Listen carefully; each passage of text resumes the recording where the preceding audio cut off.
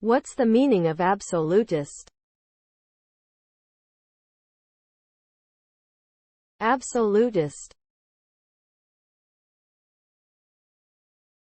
Absolutist. Absolutist. Absolutist. Absolutist.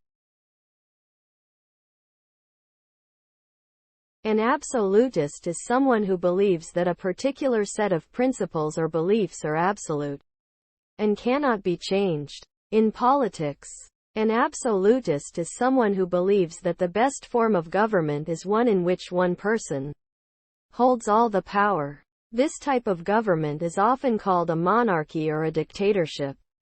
Absolutist governments are often characterized by a lack of freedom and a lack of respect for human rights.